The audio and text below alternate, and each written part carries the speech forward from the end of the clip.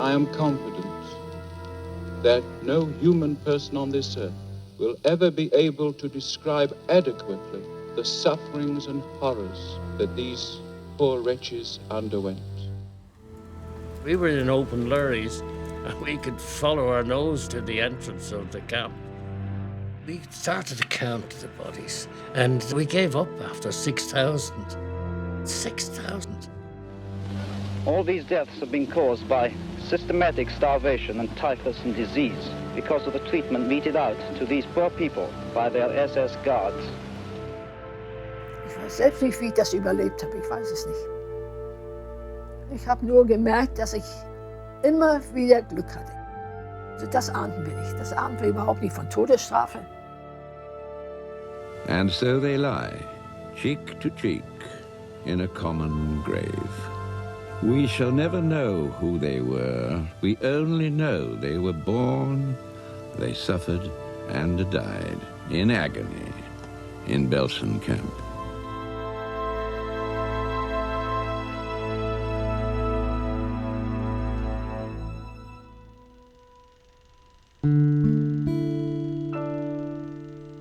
My name is Tomi Reichenthal.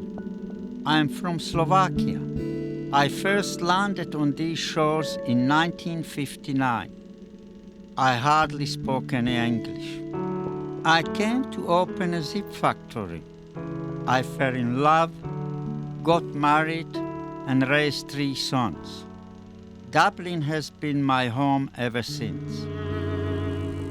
As a boy, I was a prisoner in Bergen-Belsen concentration camp.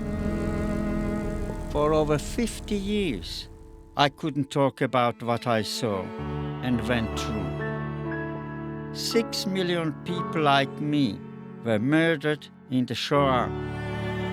Among the victims were 35 members of my family.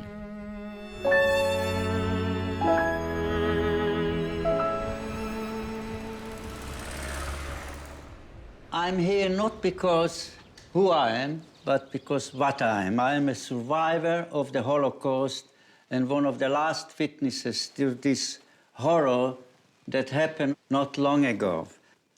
Twice a week, I go to schools all over Ireland. I force myself to remember the past. I owe it to the dead to tell my story.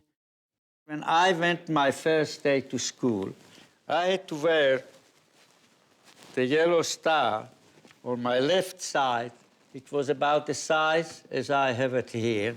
And in the middle was written Jew.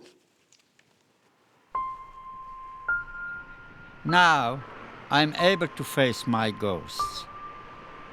Whenever I can, I talk about my experiences. It was the German philosopher Theodor Adorno who wrote, "After Auschwitz, no more poetry." Similar shocked reactions were felt when other concentration camps revealed the unspeakable atrocities committed by the Nazis against the Jewish people.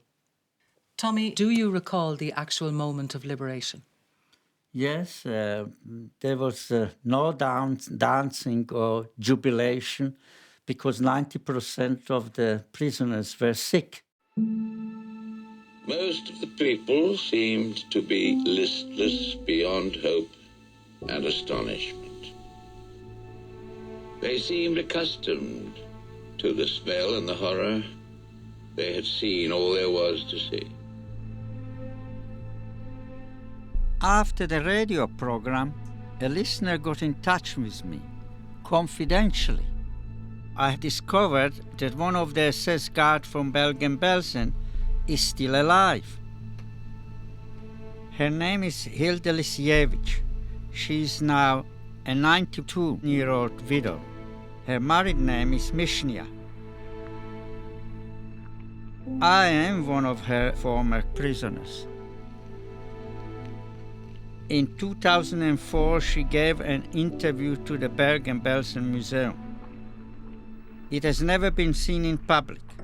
Als Sie die Uniform dann gekriegt haben, erinnern Sie sich daran, wie das so war, jetzt in Uniform? Da war ich stolz. Ich mochte ja auch Männer in Uniform, nicht?